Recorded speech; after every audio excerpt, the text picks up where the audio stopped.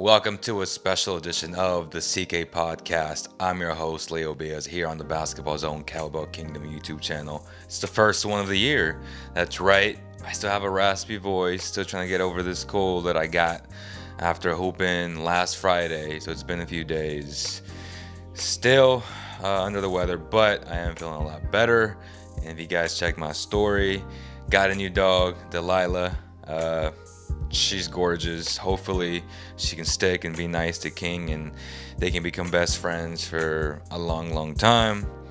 That's on the personal side, but something that just irritates me, man, and it's disappointing, it's upsetting because so many Kings fans reach out to me every day saying, what is this team doing? And I'm like, I don't know. And today was another blunder of a question mark, right? Cam Reddish, notoriously known on being on the trade market for some time now. Young wing, a position of need, a player with upside. And when all of us saw what the result was in order to get this guy, I think people just lost their you know what, because in no way, shape, or form the Kings should have gotten this deal done. Because if the intent is to not get, as I tweeted out, and I'll point this out, we're going to go line by line. If the Kings don't get Jaylen Brown, Ben Simmons, this was another wasted opportunity. Let's go over, and I have some live calls a little bit later, but let's go over the actual trade, right? Let me share my screen. This is from Woj. Today, the Atlanta Hawks are trading Cam Reddish to the New York Knicks for a deal that includes a protected 2022 first-round pick via the Charlotte Hornets, which they accumulated. Knicks also acquire Solomon Hill, and a 2025 second-round pick. Kevin Knox is also going to Atlanta, which he's been a no-show for a while now, so that's not that big of a deal. He's an expiring deal, which makes a lot of sense. That was the official deal, a protected first. And yes, it's coming from the Hornets, who are a playoff team, right? And then there was James Ham, who I love, who put out an explanation on pretty much making excuses for the Kings. That's how I saw it, right? And it's still like an open end type of deal, because I did say if the Kings don't get Ben Simmons or Cam Reddish, Ben Simmons or Jaylen Brown or maybe a Domantas Sabonis, right? This was a wasted opportunity because they need a wing like this. Before I start giving you my opinion, let's read James's threads real quick. And that is, let me see. Okay, here we go. So he said Cam Reddish to the Knicks for a first-round pick. Why the Kings didn't get involved? Tweet thread. First up, the Knicks have a ton of picks. Yes, they do, including all of their own and an extra first 2022 and 2023. They also have 8 extra second-round picks. This is solid asset management. Agreed. So far, so good. The Kings don't have these assets. Also agreed. They have extra second-round picks in 22 and 25 and all of their own picks, but no an extra first lying around. This matters especially when you are talking about a team that currently sits in the 8th worst record in the league. Now, it's funny you say the 8th worst record in the league, right? Which is true. I mean, that's true. That's a fact. But another fact is that the Kings are 1 game out of the 10th. Right? And they're only 4.5 out of the 9th. And 5 from the 6th. 5.5 from the 6th. What does that mean? That means that there isn't a big difference between 6th through 11. So we can spin it that way all we want, that they're one of the worst teams. So are these teams. Like, they just beat the Lakers again. The Clippers are going to fall out at 20 and 21 with Paul George potentially being out for the rest of the season. Minnesota is an Never know with them. So, yes, Memphis, Utah, Dallas, and Denver solidified top six. But 7, 8, 9, 10 are up for grabs. And honestly, 7 is realistic if the Kings make the right moves. And going after Cam Reddish was the right move, especially if it's a protected first round pick. In no way, shape, or form can I see in 22 or 23 if it's protected, right? And these are the protections. So let's go over the protections there. Charlotte's first round pick to New York protected for selections 1 through 18. So is the pick number 19 going to be better than Cam Reddish? No. 1 through 16, 2023. Is pick 17 going to be better than Cam Reddish? Probably not. So that's what I've always said is if you have a chance to get someone like that, and I've said this in the past about a guy like Anthony Simons, who is now, right, showing what he's capable of. Obviously, he's doing it on a bad team. He's getting more playing time with a lot of injuries on that team. But when you have an opportunity to get a talented wing who is showing a bunch of signs to break out for a protected first, come on, man. Enough is enough. Kings fans, keep waiting. That's what the organization is telling them. Kings fans, just keep waiting. Come on, man. The Kings picks are valuable in the sense that you never know what they'll do. They can be god awful and get a top pick. So if they really wanted to, they would have got that done because a pick in 2025 could be extremely valuable and not knowing what the future is for the Kings. But with the pressure of needing to make the playoffs, key word, needing to make the playoffs, you got to make moves like this, improve your roster. It's a move where it's not just a let's go get a role player, right? Like a Tristan Thompson, right? Like a DeLon Wright. These are role players. This guy is a role player now, but has the upside to being a key contributor to the success, hopefully, of this organization moving forward. Now, if his contract scares you because he needs to get re-upped, I could see that. That's fair. But you would also have an entire second half of the season to see what he has. And in a year where there's so much uncertainty in terms of records and so many guys being out and COVID and injuries and all these things, this is the year to get a 22-year-old big wing who is interchangeable at the 3 and the 4 and the 2. So it just doesn't make sense. How's everybody doing? Welcome again to the first CK podcast of 2022. I'm excited to have you guys on here. What's up, Josh? What's up? They're living his best life. Mine's the cold. I love the new dog. Thank you for going to the shelter. That's Hannah. Appreciate you. It's a pleasure, man. Delilah's amazing. She's so protective of me already. Like if King is biting my ankles, which again, it's just a puppy thing. He was bred to herd cattle. She goes and she, chases him. And it's just like, damn, like Delilah just met me and she's already attached to me. So that's pretty dope. Don, what's up, my brother? De'Aaron Fox's bodyguard. Our pick is more valuable than the Knicks. We can have had and get more than Reddish.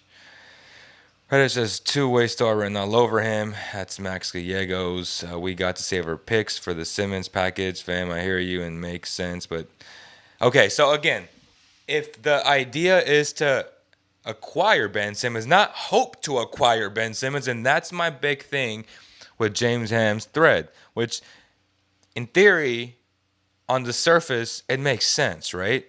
Like you can't give up picks, especially if you're trying.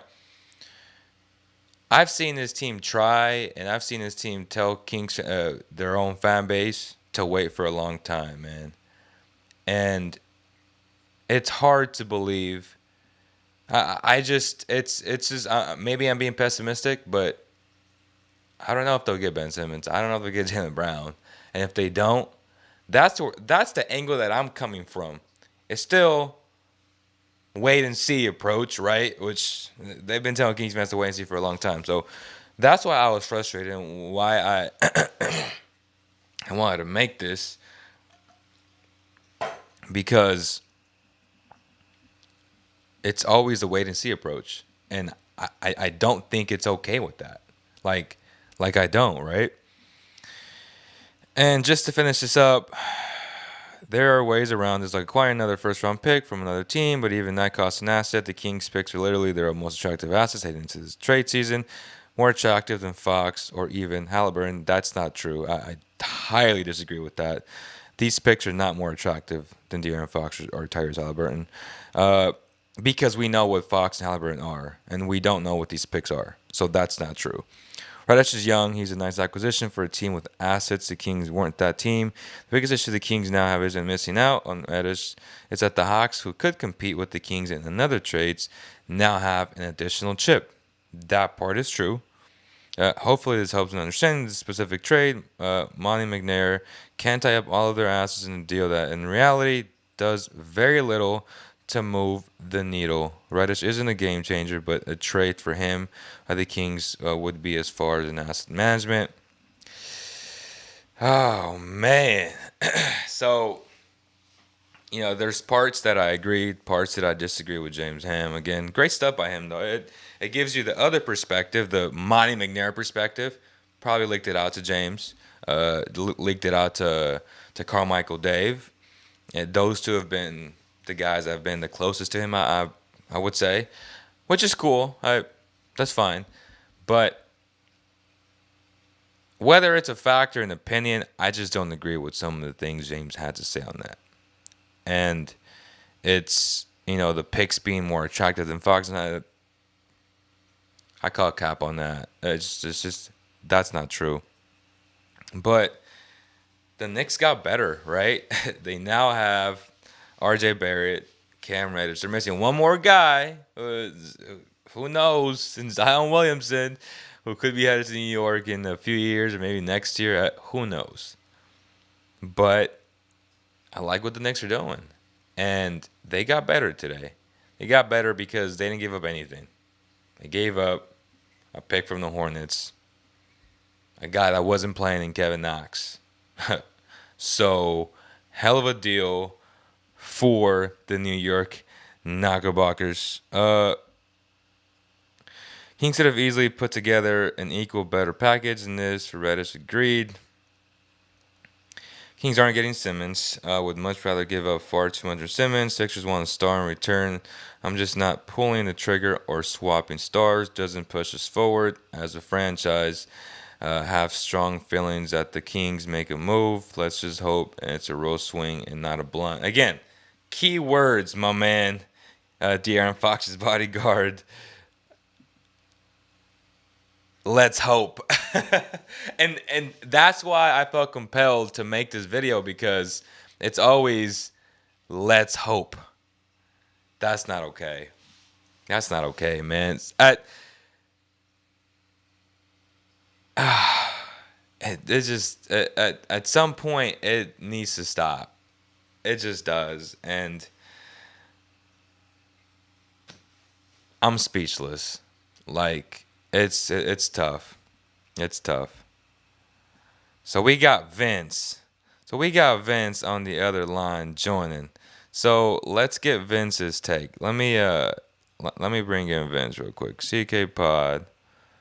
Okay, here we go. Vincent. There we go. Vince, you're on, man. How you doing, brother?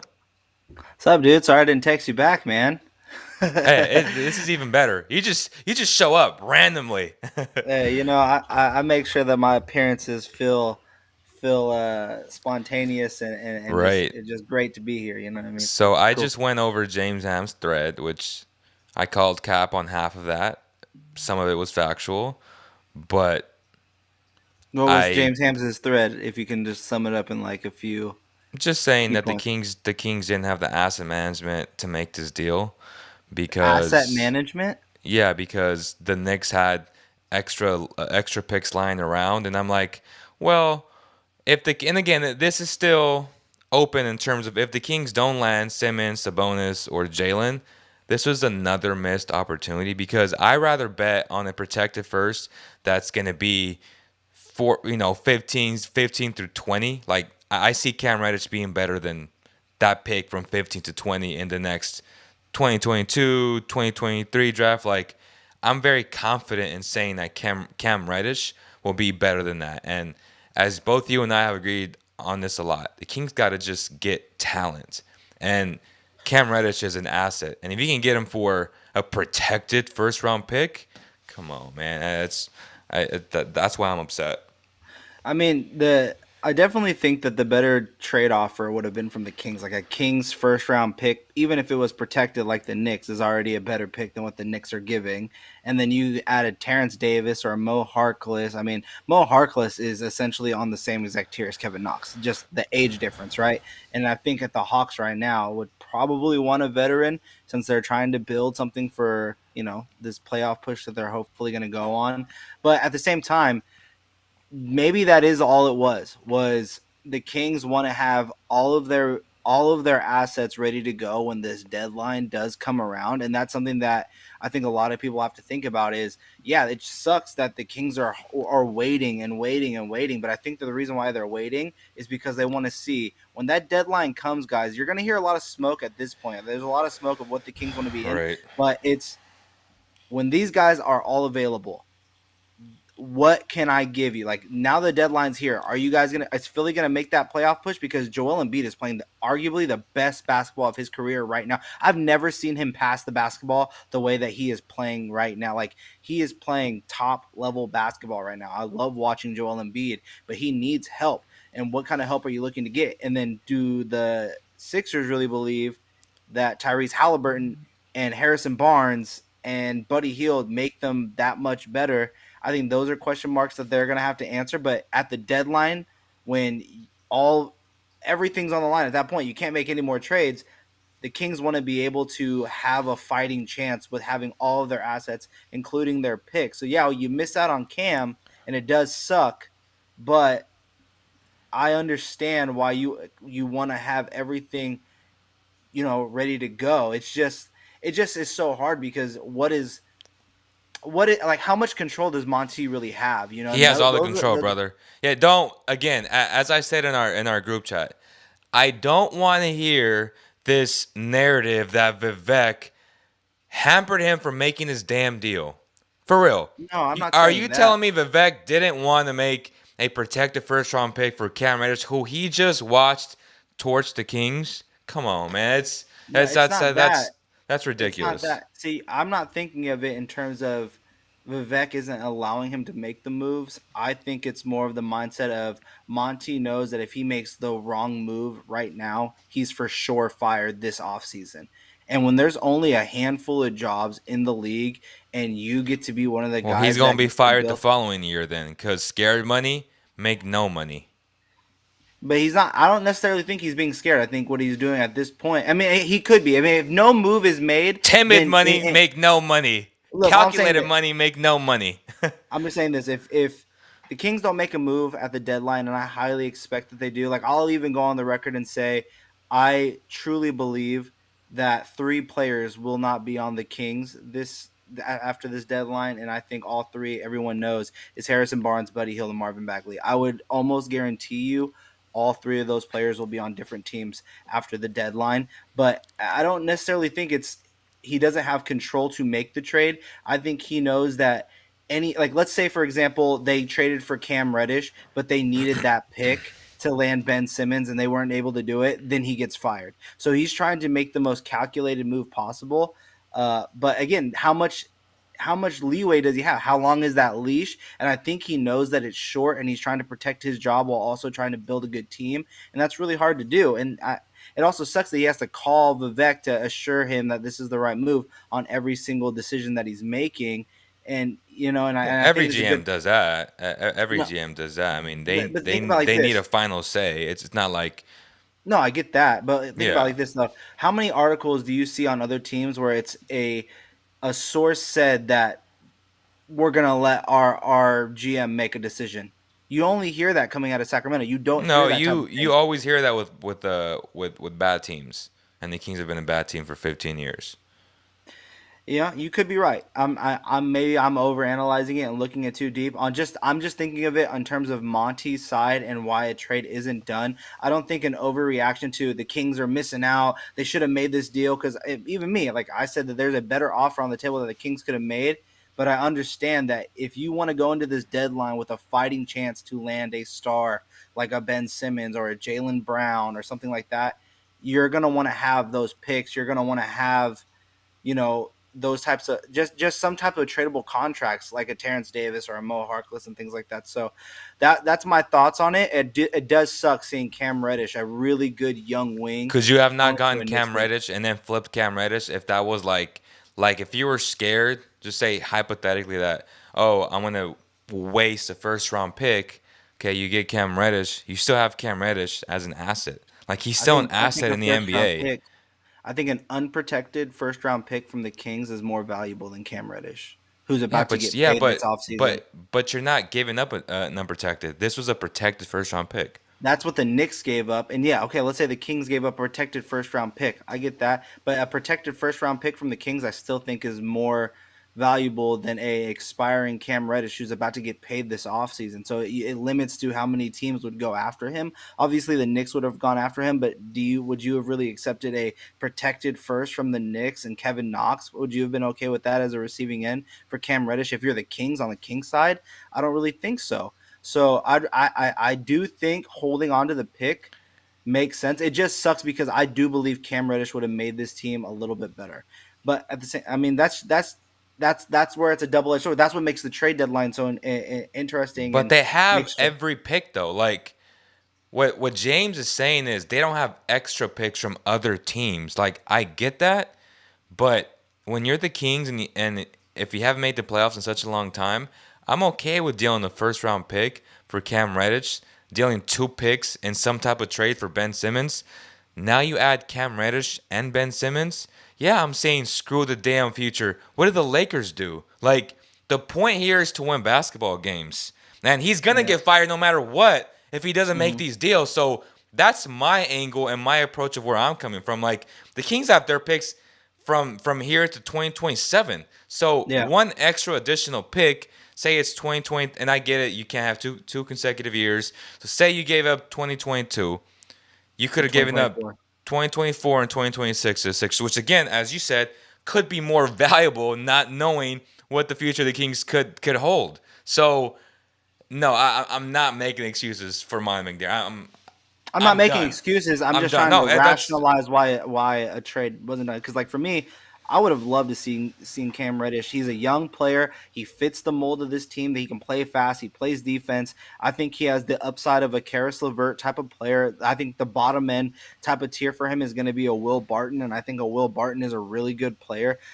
I mean, even if you had to go just slightly lower than that, it'd be Kelly Oubre, and some would argue that Kelly Oubre is better than Will Barton. I stand on the Will and Barton those are side, but all good role players. yeah, Those are and very good role players. I like Cam Reddish, but again, my only mindset is I don't want a trade that keeps the Kings basically straight line neutral right now. It needs to be a bigger But move. that shouldn't That's why have been the only move. That should have been I agree. one of the moves.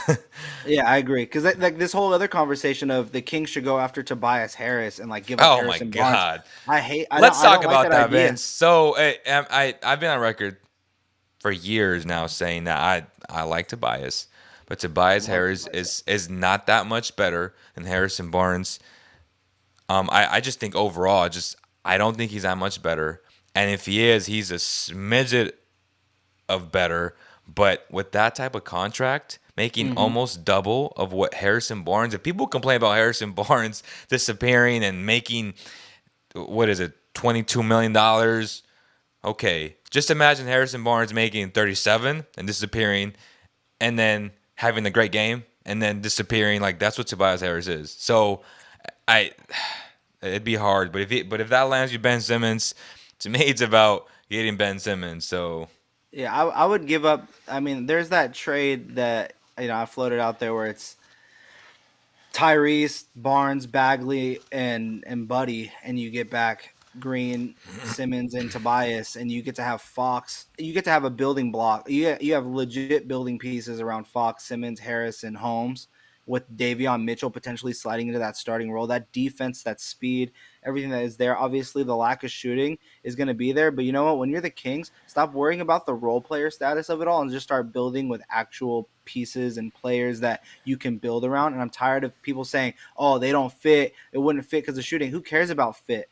At this point, it's Yep. about acquiring talent. Stop holding on to sand and start picking up rocks. Stop picking up real Facts. boulders. Stop building up building pieces.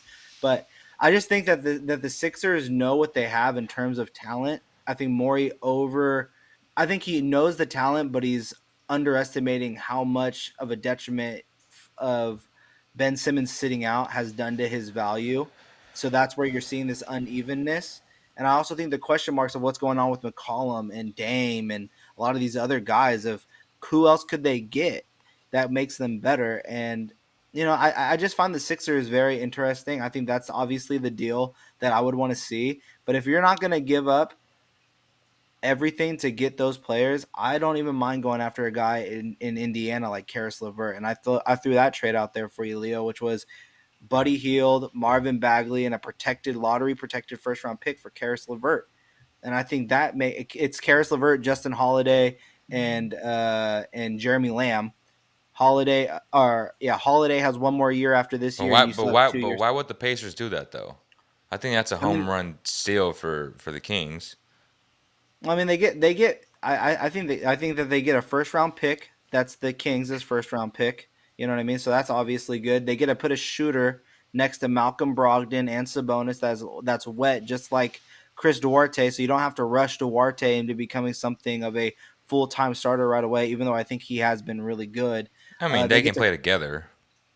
Obviously. And then I think with Marvin Bagley training up next to Sabonis, and if they trade Sabonis, they still have a nice young big that's going to be super cheap I even don't. after his. I don't want to go a nice. I don't want to say a nice young bid. They have No, I just a said like a a nice like backup he's just big. yeah. I mean, I'll be I mean, honest. he's I not don't a know. nice young big. Like when I think of a Who's better, nice young big, O'Shea I Brissett think of or like Bagley? I think of like Jaren Jackson, like a nice young big, not like Marvin Bagley who gets he's on social media because Kate is saying that he got fouled on live TV, but then when you actually watch it, it was a clean steal both times. He continues, and again, and I tweeted this out, he continues to bring the ball down, go left. It's so predictable. He hasn't learned a single thing in his tenure in the NBA, which is sad. It's just sad because then his dad's out here tweeting, "Oh, and one the night before. That's a foul." And I'm like, who cares, bro? It's worth 2 points. Like it's not that big of a deal. It's Yeah, frustrating, bro. It's just to watch that and be like, "Oh, it's a foul." Dude, that wasn't a foul. yeah. I mean, I just think that I think that the Pacers are just ready for a shakeup, and I don't necessarily know what a shakeup is. I think a lot of the Sabonis stuff. If they trade Sabonis, they're doing full rebuild. And obviously, the Kings have interest in Miles Turner. They've had interest in Miles Turner.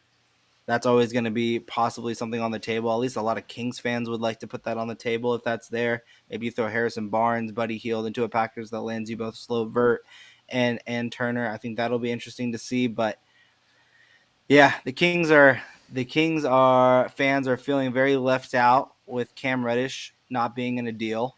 But I think having all of your picks and all of your players still available at the deadline is going to be important if you're going to land a guy like Ben Simmons. And I think that's obviously the deal the Kings would love to land. And it's time to swing for the fences. No more waiting around. I do agree with you on that as well. So we got news that the Chicago Bulls uh, high flyer got injured today. So Mm-hmm. now Tim the Giraffe is saying that the Kings or that the Bulls need to go get Harrison Barnes, which I agree with. But what do they want to give up to the Kings and for the Kings to get better? Because I think you give up Harrison. It depends. Like, are you rebuilding? Or are you trying to get some assets in return? I mean, Harrison Barnes in a deal Because like can Derrick get you Jones was a guy Patrick. that the Kings wanted in They a wanted him Harrison so Barnes. bad. They wanted him Right. so bad. They So wanted he's Derrick now Williams. injured. Yeah, he's out 4 to 6 weeks, potentially longer, knowing Derrick Jones's Jr.'s injury history. I mean, it's obviously going to be like a Patrick Williams, Derrick Jones Jr. for Harrison Barnes type of deal, but does that make the Kings better? Are they pushing for playoffs, or are they just trying to acquire more assets? Because Patrick Williams, I think he's a nice wing. I think he has a lot of He is. potential, Me too. but But not this oh, year. you're giving me mixed messages if you're trading Harrison Barnes for a young, injury-prone wing so far for Chicago and a veteran wing. That I mean, he's a good defender. I like Derrick Jones Jr., but he's consistently injured as well.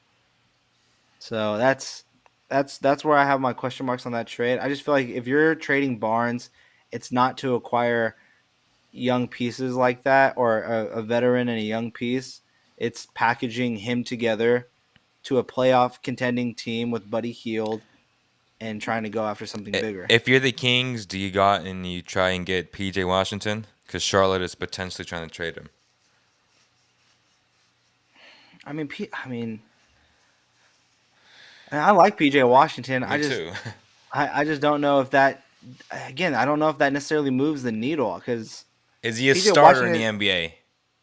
I mean, he's. I think he's everything Derrick Jones Jr. was supposed to be at this point. You know what I mean? Like Derrick Jones Jr. was a defensive, high But is he a flying. starter? I mean, he's not even It's a starter tough. for that It's team. He's not even a starter for that team.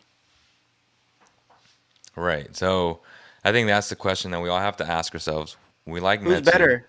Who's better? Washington, PJ Washington, or Jared Vanderbilt out of Minnesota? It just depends. I think PJ's better offensively, but Vanderbilt's better defensively to me. But yeah, I think those guys are nice pieces on a real playoff team because the Wolves and the Kings aren't real playoff teams, but they might be this year. Like those types of guys are generally speaking nice role players coming off the bench who are contributors for sure, but not starters. And the Kings are looking for that fifth starter. That's not If Bagley. That's not Metu, right? if they're trading for a guy like Washington, they have to believe that his upside is Jeremy Grant. And it took Jeremy Grant a long time of It's true. development before he became what Jeremy Grant is today. So, and I think Jeremy Grant is still potentially on the table for the Kings as a trade, but I don't know if I think that the Pistons would do right by Jeremy Grant and trade him to a playoff contending team with so many playoff teams being highly interested in him. So what would you give for Jeremy Grant? I mean, it kind of depends on what the Pistons would want, and I don't have like contracts there in front of me, but I would give up a first round pick and a player for Jeremy Grant. I think a Kings first round pick lands you Jeremy Grant in this scenario because the Pistons are still rebuilding. That makes sense. I saw that you were tweeting some guys from Houston that they would like to get Tyrese Halliburton, but they don't want to give up Şengün. I mean, I'm telling you this right now. I want Şengün back in the deal for sure. I mean, what would you Facts. do? That's pretty crazy. I was changing the color of the comments. I don't know why they were red or pink, but Şengün, are they one? I think he's untouchable unless they get like a Ben Simmons or like a star, but they're gonna get rid of Wood. So the question is, are the Kings willing to make a trade package for Christian Wood? And does that make you better? If you can keep Holmes, I think Me Holmes and too. him can play together. I think Christian Wood definitely makes you better. I would do. The only thing though is that I would like to keep if they go after Christian Wood, I would rather see a trade where it's like Harrison Barnes and Buddy for Christian Wood, and you add in a first or something like that. Even though I don't think that's necessarily needed, but I would like to see that young core of Halliburton and Fox with Christian Wood, not necessarily Fox and Christian Wood being your Damn, now but then two you're 1-2 punch. really, really down in wings. Like then that Cam Reddish still would have looked a lot better. Right, but again, that's Ugh, that's that's that's that's tough, where it's bro. that's where it's really tough. That's where it's That's really tough. You got to tough. start figuring things out because where what direction are the Kings trying to go, and are they only going for the Hail Mary? Because I'm down for going for the Hail Mary and taking the risk and giving up depth and going after guys with 4 years still left on their deal and giving up a part of your future to start building for the next 3 years with the guys that you acquire, like a Tobias Harris or a Ben Simmons. But that's crazy to me. That is crazy to me. Tate and There, Wood. Not Tate is nice, but I'm not sure if they'll give up Tate. Tate is a very, I think Tate is a very interesting player if they brought him back in a Christian Wood deal because he plays so aggressive defensively. He's such a mixed bag offensively though. Like you never know what Tate you're gonna get on the offensive end, but defensively he's nice. I think he has upside. I don't know if he's really like a true wing, but yeah, he's a good player. Buddy Cam Reddish Bagley in deal the would have made it. first for Grant and like a filler. Depends on what that filler is, I guess. Buddy Bagley and a protected first round pick for Grant. I do that in a heartbeat, Mm-hmm. but I don't know if they would want to do that. And then Who you knows? I have mean, everybody's value is low because of a protected, say, a number 18 pick landed you Cam Reddish. I get it because of his contract, but what's gonna land you a Jeremy Grant? what are the do we know the protections on that pick? Because if it's like top Yeah, five protected, they're for sure gonna get no, no, that no. pick. It's top. Let's see. Let's. Where is my screen? So the protections are protects for selections from 1 through 18 in 2022, 1 through 16 in 2023, 1 through 14 in 2024, 1 through 14 in 2025. Can I throw out a name that I find pretty interesting? I don't know how a deal would be made, but just an interesting player that I would like to see the Kings go after if they could get a wing, if they were after going after like a, let's say they do a Christian Wood deal, who you can go get. I like Chuma Okiki, dude. I really like Chuma Okiki. I think that's a wing that you can go after and go get, and he can play that 3-4 role. He has that Harrison Barnes type of style of play, except Harrison Barnes is a real shooter. Yeah, but what's that gonna cost you? Like a second round pick? Yeah, it'll cost you like a second round pick or 2 second round picks. So there's what I just read. So that pick from Charlotte, that's how it breaks down, and that's the thread that James had that I broke down earlier. What's up, Patrick? He says, "What about Mo Bamba?" No thanks. No. No thanks. I'm not doing Mo Bamba. Is there a different name before we end this that could be of Buddy interest to would you? Buddy would instantly replace Killian next to Buddy is Dilly. I mean, yeah, Buddy next to Cade would be good. I think Cade needs to work on his passing a little bit though at this level. His passing has been horrible at this level. Uh Mm, yeah, I mean, I don't know about horrible, but not as good it's as been bad. It's been bad. I've as been watching a lot of advertised. Pistons. I've been watching a lot of Pistons game. I find them so entertaining to watch because they have no bigs right now, so they've been playing a lot of like Luka Garza, and then they just got Isaiah Stewart back, and Isaiah Stewart's like Harrison Barnes' height, but he plays like Montrez really, and I just find them so entertaining because they'll stay in a game for 2 quarters and then just completely give it away. But yeah, his passing is So bet definitely, against them.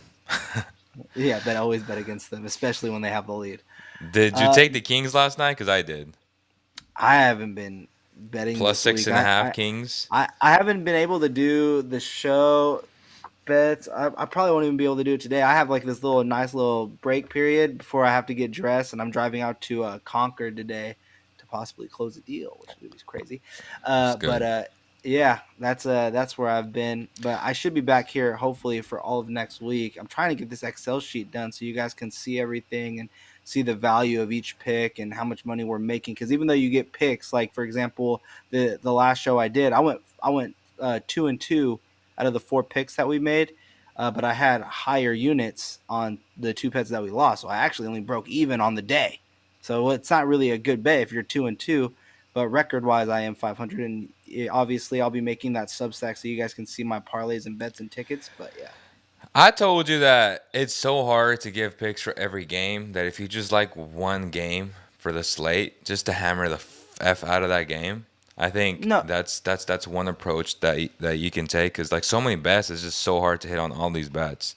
so like for me, like this is what I keep trying to say is like I'm going over each game, telling you like how highly I think of them in terms of units. So if I had to bet on this game, I'm only betting one full unit would be like let's say $100. So that's why I go down every single game. Now, if people want my picks and of my parlays and the ones that I absolutely love and the ones I'm for sure on, that's where my Substack subscription is going to be, where they can see the tickets and see where I'm putting my actual money at, right? Like, so that's where that goes. At least you'll get a feel of what I'm looking at in each game and where I would be right on a majority of these games of why I would lean that way. And that's what I'm making the record of. But then the Substack subscription is where you'll actually be able to see my tickets and go back and forth with me on my actual picks. So let's end it on this last comment, which Cody's right.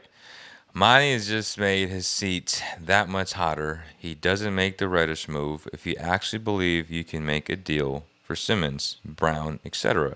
He doesn't hit, then he's basically done nothing in 2 years. That's exactly my sentiment, brother. Like if you don't hit on Simmons or Jalen, it's just another wasted season, another wasted year. Let's say they miss out on Simmons. Let's say they miss out on Simmons. I've never believed that they're going to get Jalen Brown ever. I've never believed it. I never believed that the Celtics would ever trade Jalen Brown. As much as people want to believe it, I never believed it.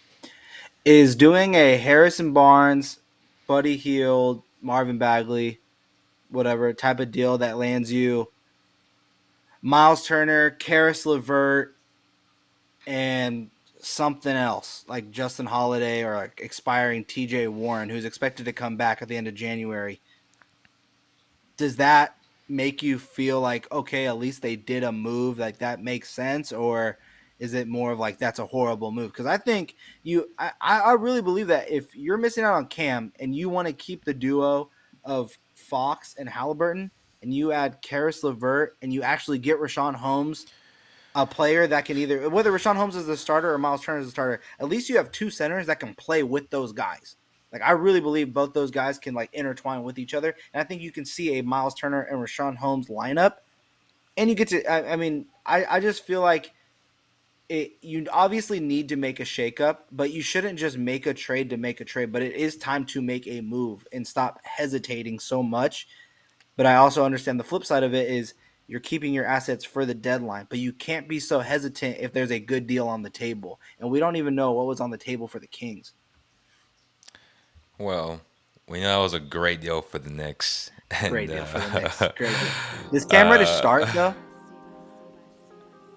um, They got Alec Burks as their Yes. starting point guard right now. Their He starts. 2 is Fournier.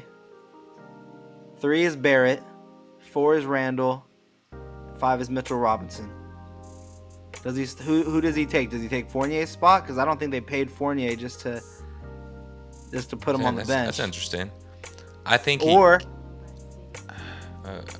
yeah. here's the twist. Do they start Cam as the point guard? No, they You don't think so? they bring Evan off the bench. Yeah, make him believe that. I really believe that they paid him for a reason. But they played Kemba for a reason, and they got Kemba sitting out games. So, what do I know? I mean, the defense that Cam brings over Fournier makes sense. So I was thinking of that earlier. I was like, which one are they moving? Who are they shifting to? By the way, Knicks fans, can we please get Emmanuel Quickly as the starter there yet? Dang, I love Emmanuel Quickly. Put him as the starter. We all do, man. And shout out to the Knicks fan that was in the comments. Let me see. Andrew Colo DeZ. Colo, I don't know how to say your last name, brother. I appreciate you though, man. The Knicks are on the right path to landing Zion. That's all I gotta say. I'm gonna end it on that. And yeah, thank you guys. And hope you guys enjoyed the first CK podcast of 2022. We'll see you either on the post game show or with a guest or with another random trade alert type of video podcast. It'll be here. Turn on your notifications, hit the like, share, and subscribe for more content like this. We'll see you on the next one. Peace.